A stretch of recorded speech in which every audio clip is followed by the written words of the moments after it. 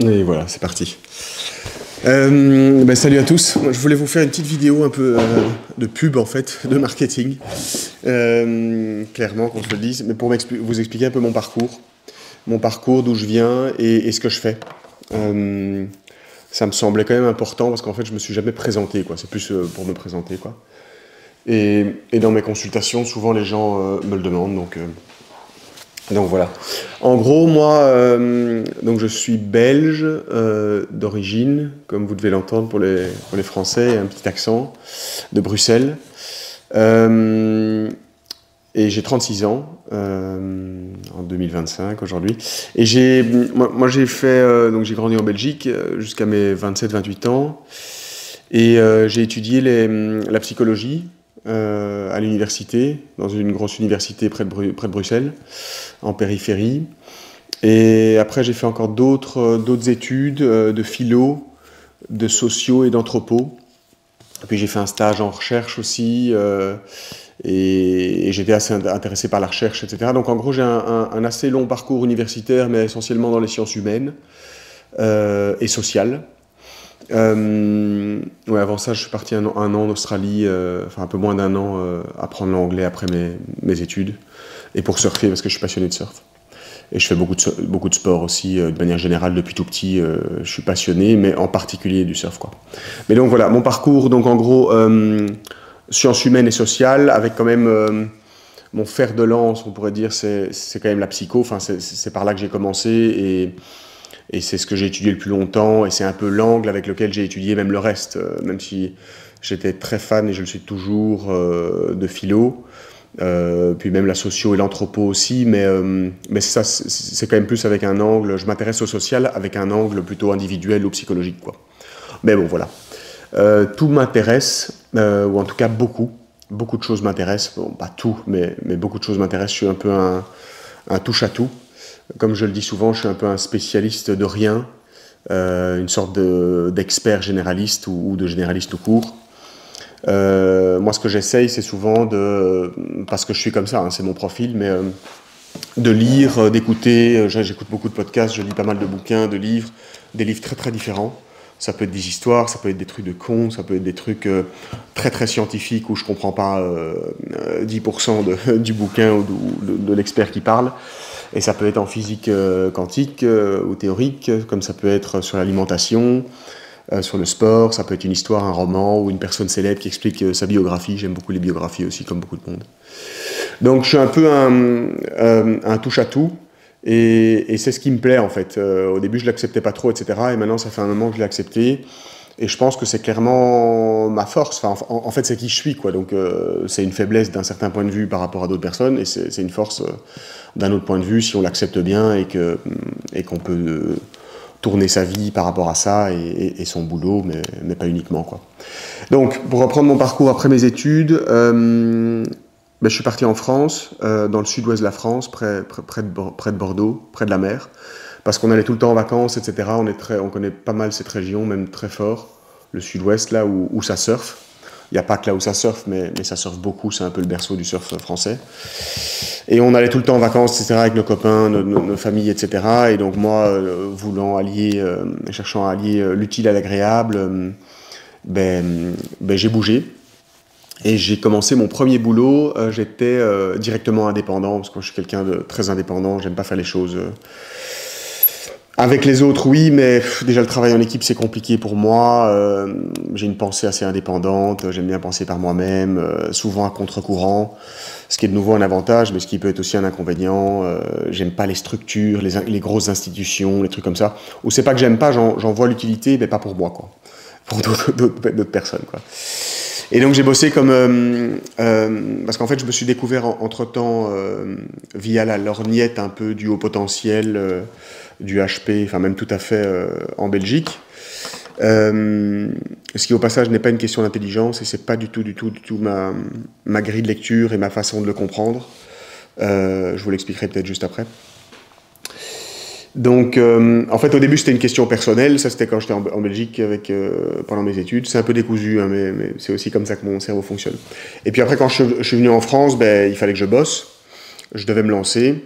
J'hésitais à faire un doctorat et à faire de la recherche, mais finalement j'ai été très déçu du milieu académique, dans lequel il y a en fait beaucoup plus de politique ou de dogmes en fait, hein, d'obligation de publier, de cirer les pompes de ses promoteurs, etc., des professeurs ou des postdocs avec qui on bosse. Et ça, j'ai pas du tout aimé, en tout cas en sciences humaines et sociales et en philo. Je voulais faire en philo à ce moment-là, ou en psycho aussi. Et donc j'ai été déçu, et donc du coup, en parallèle, en faisant les démarches en parallèle sur moi, sur le haut potentiel dans différents centres en Belgique, et un en particulier, douance.be, avec qui j'avais des très bons contacts, etc., je me suis dit, je vais me lancer, et je vais un peu reproduire leur modèle, et essayer de reprendre un peu l'historique du haut potentiel à zéro, parce que moi j'aime bien reprendre les choses vraiment, les mettre à plat, faire table rase, comme on le dit, et me poser vraiment les questions fondamentales, quoi, pour éviter de répéter des bêtes préjugés, d'avoir des fausses croyances, etc. On en a tous, et moi le premier, mais je veux dire pour m'assurer de revenir vraiment à la racine ou à la cause des causes, et avoir une vision de nouveau globale de la chose, et enfin de la réalité même de ces personnes-là, quoi. Ces personnes qui se sentent en décalage, différentes, bizarres, etc. Dont je fais partie, logiquement, comme vous avez dû le voir. Et donc j'ai bossé comme psychologue indépendant, psychologue slash coach, quoi, en gros, mais avec une approche qui n'était pas du tout psychologique. Il y a absolument, je connais aucun autre psychologue qui pense la même chose que moi et qui a la même vision sur les neuroatypiques, donc en gros ces personnes différentes qui ont un système nerveux plus réactif que les autres. C'est pour ça que moi je les appelle les neuroatypiques, et dans lequel j'inclus le haut potentiel, donc le fameux HPI en France, mais aussi le HPE, au potentiel émotionnel, l'hypersensibilité. En fait, le moins mauvais terme, d'après moi, on devrait parler d'hypersensitivité. C'est des gens qui ont un cerveau qui réagit de façon différente, plus rapide, en fait, plus fort et plus rapide, à tous les stimuli extérieurs, que ce soit un bruit, un son, le toucher, l'ouïe, l'odorat, etc. Et plus rapide, ça veut dire que c'est plus percutant dans leur cerveau, et de façon plus intensément, avec plus de puissance et plus rapidement. Mais évidemment, il y a des différences de sous-profil, etc. Et cette rapidité cérébrale, en fait, hein, de la réception du stimulus, n'est pas toujours une force. Au contraire, c'est souvent une faiblesse, voire un handicap, surtout quand on ne comprend pas sa différence. Et c'était mon boulot, en fait, d'expliquer cette conférence, d'expliquer cette différence, et je faisais pour ça des conférences, des ateliers, des stages avec les adolescents, des ateliers de groupe, et des consultations et des dépistages, bien sûr. Et parce qu'il y a plein de soucis, en fait, quand tu comprends pas cette différence, quand on comprend pas cette différence, cette identité de soi, hein, en fait, il y a tout un questionnement identitaire qui est pas résolu chez ces personnes-là. L'estime de soi est souvent très endommagée, ou il y a des soucis là-dessus. Certains confondent avec la confiance en soi, qui peut aussi être mauvaise, mais il y a ces deux choses, d'après moi, un peu différentes. Les relations avec les autres sont toujours un peu compliquées. Pour vous donner un bête exemple, moi, ce dont j'avais très peur à l'époque, c'est de faire par exemple mon anniversaire, parce que j'avais des potes dans des groupes très différents les uns des autres, et j'avais très peur, en étant enfant ou adolescente, de devoir être forcé de vivre une situation où ils devaient tous se réunir, et je devais montrer à chaque fois une facette de moi-même différente devant tous, et qu'ils allaient penser que je suis hypocrite, bizarre, faux, spécial, multiple, voire schizophrène. Non, je rigole, mais ce genre de truc, quoi. Bon, bref, il y a encore plein de choses à dire sur mon profil, mais donc voilà ce que j'ai fait.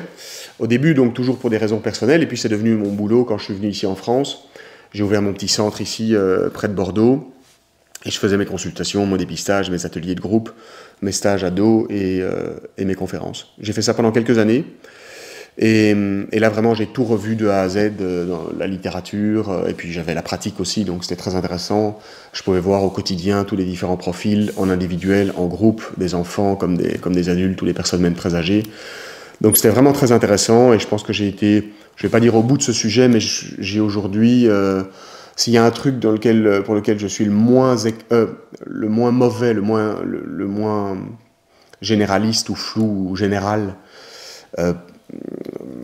dans les sujets que je traite, c'est ça, quoi. Voilà. Mais après, de nouveau, même mon style ou mon approche n'est pas une approche de spécialiste, parce que j'aime bien expliquer les liens, et ces personnes qui sont neuroatypiques, différentes, en marge, en décalage, qui sentent spéciales, qui sont aussi, c'est aussi des gens qui sont obligés qui se croient obligés de faire de la suradaptation sociale, et donc de montrer certains visages, des masques, ou jouer des rôles et des personnages vis-à-vis des autres, ça pose souvent pas mal de soucis à l'école, au boulot, relationnellement et identitairement. Donc, il y a aussi une question de gestion des émotions, etc., etc., quoi. Bref. Donc j'ai fait ça, et puis ayant fait un peu le tour du sujet, etc., j'en ai eu un peu marre, ou en tout cas j'ai eu besoin de prendre un peu de recul, et en parallèle j'étais toujours passionné de sport, et en particulier de surf, et je m'intéressais de plus en plus en profondeur, je lisais beaucoup, sur YouTube aussi, hein, il y a beaucoup de très bonnes infos sur YouTube, il y a beaucoup de mauvais aussi, mais beaucoup de bonnes infos, les podcasts, etc., j'en dévore toujours énormément, et pas mal de livres et écouter des experts à gauche à droite sur l'alimentation, ce qu'on appelle le lifestyle, les compléments alimentaires, le bien-être en général, l'exercice physique, différents types d'entraînement, de sport, et les effets donc évidemment sur le cerveau, la santé mentale, même la psychiatrie, mais le lien entre les intestins et le cerveau, dont on sait tous que les intestins sont un peu le deuxième cerveau parce qu'il y a beaucoup de cellules nerveuses dans les intestins et que la barrière entre le sang et le cerveau est très proche. Et donc en gros que ce qu'on mange influence directement la façon dont on sent, notre humeur, et même notre constitution physiologique cérébrale, neurophysiologique. Donc je m'intéressais quand même fort à tout ça, de plus en plus à l'aspect, on pourrait dire physique au sens large du terme, mais avec une approche de nouveau très très globale. Donc ça pouvait être les compléments alimentaires, l'alimentation, et j'expérimentais moi-même aussi, j'ai expérimenté longtemps et je l'ai documenté sur ma chaîne YouTube là, le régime carnivore plusieurs fois, des régimes absolument sans sucre. Les compléments alimentaires, je pense que je n'ai pas tout testé, mais beaucoup. J'ai une bonne petite compréhension sur le sujet, même si de nouveau je ne suis pas expert biologiste, neurobiologiste ou nutritionniste. Je vais en fabriquer d'ailleurs moi-même des compléments alimentaires, des sels minéraux. Ils sont au laboratoire pour l'instant, donc à mon avis d'ici 2-3 mois ça va sortir. Mais je vous en reparlerai. Donc voilà un peu mon truc, quoi. Et aussi thérapie par le chaud, par le froid. J'ai fait énormément depuis des années des saunas. Et je m'intéressais à l'impact du chaud sur la récupération sportive, les muscles, le bien-être mental, le sommeil aussi, etc. Et je faisais aussi beaucoup de bains froids, des thérapies par le froid, donc le lien entre tout ça, quoi. Et c'est très très intéressant, ça va beaucoup plus loin qu'on ne le pense. Maintenant évidemment on en parle de plus en plus, donc vous devez être au courant, mais voilà un peu tous mes intérêts. Maintenant dernièrement je m'intéresse très très fort à l'énergie, c'est un peu le dernier layer encore plus fondamental de ma sorte de grille de lecture globale sur la santé que j'ai découvert très récemment, il y a un peu moins d'1 an. C'est qu'en fait tout est électrique. On est fait de, comme je le dis souvent, on est fait de cellules, on est fait de cellules qui sont faites de molécules, qui sont elles-mêmes faites d'atomes et qui sont eux-mêmes faits de particules électriques, que sont les électrons, les protons et les neutrons. Et donc du coup, on ne le voit pas parce qu'on voit la matière. Là, je vois mon bras, mon pull, la caméra, etc. Mais en fait, tout ça, ce sont que des champs électriques, quoi. Et tout est une question en fait de fréquence, de champ électromagnétique. Et sauf qu'on ne le voit pas parce que l'œil nu n'a pas la capacité de voir des choses aussi petites. Mais c'est ce que la physique dit en fait. Et puis après il y a plein de trucs très très intéressants sur la physique quantique, qui est un peu la nouvelle version de la physique, qui n'est pas forcément d'accord avec la physique classique dite newtonienne, et dans lequel il y a des trucs très très intéressants aussi. Et puis récemment au passage, tant que je suis en vrac, autant y aller. Je m'intéresse de plus en plus, et là de façon très très active ces derniers mois, à même un dernier volet, enfin pas un dernier, mais une autre facette encore de la santé globale, qui est la spiritualité, mais même avec un côté très scientifique. Et l'électricité, la spiritualité, c'est très proche, l'énergie, tout ça c'est des concepts qui ont un pied dans la spiritualité et un pied dans la science, quoi. Et notamment la méditation, que je pratique là maintenant tous les jours, et il y a des liens très très intéressants sur la santé. Donc en fait maintenant, pour le dire concrètement, mon boulot c'est quoi? C'est après cette pause un peu, j'ai fait une pause un peu cet hiver pour voyager, respirer, me ressourcer, j'ai vu des choses très très intéressantes, etc. aussi dans les pays où j'ai été. J'ai fait aussi une retraite très intéressante. Et j'ai lu justement sur ce layer, enfin j'ai découvert en fait encore une sorte d'autre grosse... un point de vue encore plus fondamental dont j'avais pas conscience, qui est en fait le tout électrique ou électromagnétique, tout est toujours une question d'énergie ou d'électricité, d'énergie électromagnétique, plutôt d'énergie, et les deux plus grosses sources d'énergie sont le magnétisme et l'électricité, et notamment dans le corps humain. Et donc, si on comprend ça comme ça d'un point de vue encore plus fondamental et encore plus global comme il m'est cher, on comprend qu'en fait, la thérapie par le froid, le chaud, donc les bains froids, les saunas, les compléments alimentaires, le type d'alimentation qu'on mange, les émotions qu'on se répète dans sa tête quand on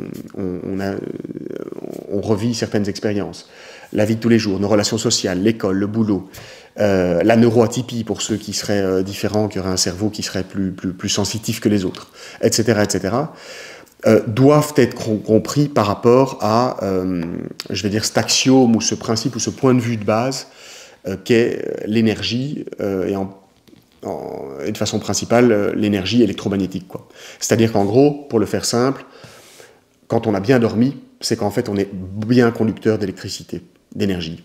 Et on le voit, il y a même des études qui le montrent, même si moi j'aime pas trop m'appuyer là-dessus, parce que de nouveau, la science et les données brutes, on peut leur faire dire un peu tout et n'importe quoi, mais ça peut se voir sur un scan cérébral, etc., quand la personne est de bonne humeur ou de mauvaise humeur, quand elle a mangé un certain type d'alimentation ou qu'elle a mangé d'autres types d'aliments, ça se voit sur l'énergie cérébrale, sur les cellules, sur la vitesse de réaction et la profusion et la puissance et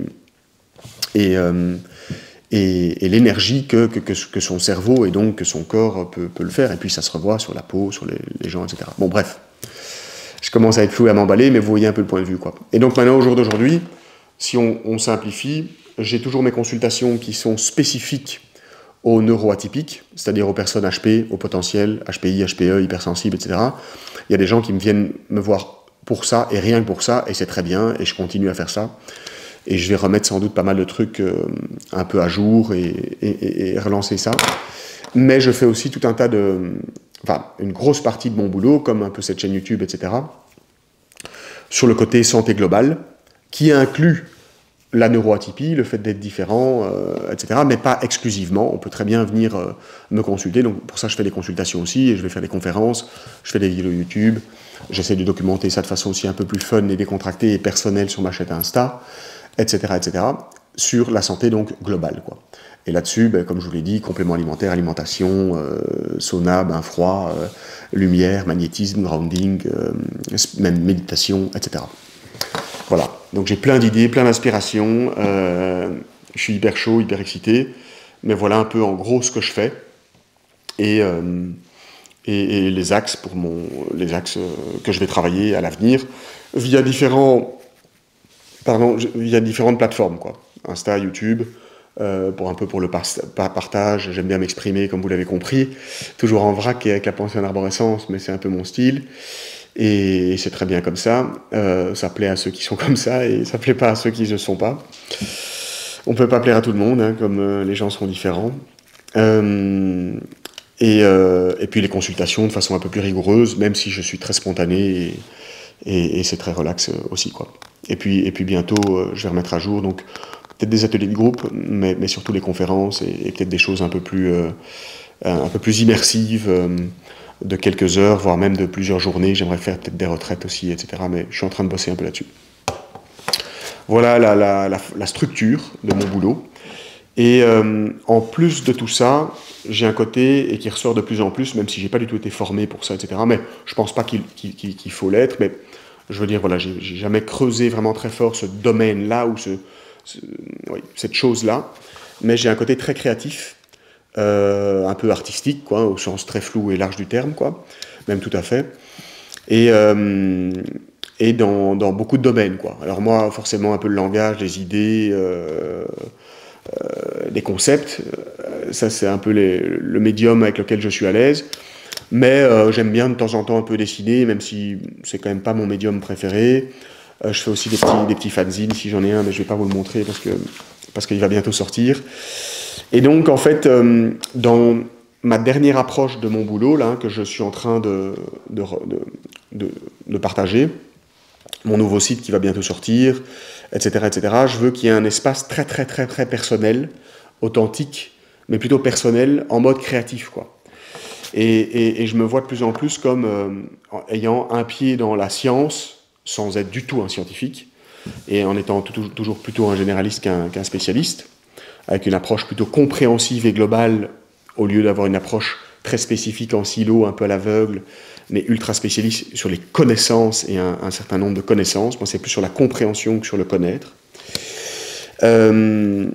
Mais je tiens à avoir une approche aussi très créative, quoi. Parce que ça m'est cher, c'est un peu nouveau, et j'aimerais faire des t-shirts aussi. Une marque de t-shirt, je sais pas, c'est un grand mot, mais sur ce même site, quoi. Et que ce soit pas forcément séparé de ce boulot-là.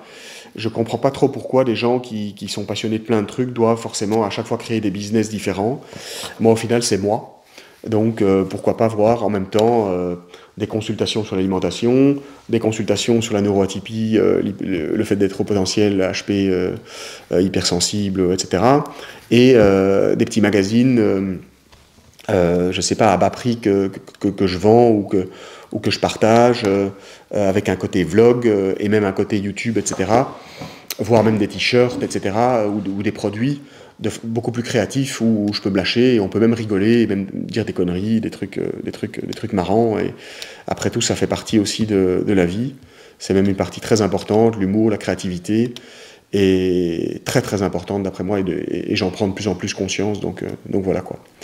Et c'est même un peu le pas entre le créatif et le spirituel, ou le créatif et le bien-être, à mon avis, est très mince. Peut-être pas pour tout le monde, mais en tout cas pour beaucoup, je pense. Et il est parfois sous-développé, en tout cas chez moi, donc voilà, ça m'est cher et j'y tiens, je tiens à le partager, quoi. Donc voilà un peu tout ce que je fais, d'où je viens. Et donc là, ouais, concrètement, géographiquement, je partage mon temps un peu entre la France et la Belgique. Et c'est très cool pour moi, j'aime beaucoup, parce que comme ça je peux voir un peu différents types de potes, être dans des environnements différents, plus campagne ou plus ville, stimuler de façon très différente, avoir une approche de la nature, du sport très différente. Donc j'aime bien, ça me plaît. Et même peut-être potentiellement pouvoir bouger ou voyager un peu plus ailleurs, dans un cadre personnel mais aussi professionnel. Je suis tout à fait ouvert à ça pour la suite, donc c'est peut-être ce qui va se dessiner dans un avenir à moyen ou à long terme, quoi. Voilà. Je pense que j'ai tout dit. Voilà un peu comment je fonctionne, d'où je viens, mon parcours en très bref, parcours académique. Je vais vous donner quelques éléments un peu sur mon parcours ou mon profil identitaire ou ma vie, mais pas trop. Mais c'est vrai que je pourrais faire une autre vidéo, un de ces quatre là-dessus, sur vraiment qui je suis, comment je fonctionne, quoi. Ce serait intéressant, j'y pense maintenant, mais ouais. Mais je vais pas le faire maintenant, parce que ça fait déjà trop longtemps que je parle, comme d'hab. Bon, sur ces belles paroles, je vous laisse. Je vais éditer la vidéo, même si j'aime bien le côté très brut, et donc où il n'y a pas trop à éditer. Pas par fainéantise, mais parce que j'aime vraiment bien les choses qui sont tout à fait naturelles, spontanées, brutes, même si c'est un peu indigeste et tout ça, c'est mon style. C'est aussi le genre de vidéo que je regarde facilement sur YouTube, ou les bouquins que je lis, quand c'est la personne qui l'écrit elle-même, par exemple, ou qu'il n'y a pas quelqu'un qui écrit pour elle. Les dessins d'enfants, j'aime beaucoup et tout ça. Mais je sais pas pourquoi je vous dis ça. Voilà. Bon, allez, à plus et prenez bien soin de vous. Bonne fin d'après-midi. Ciao.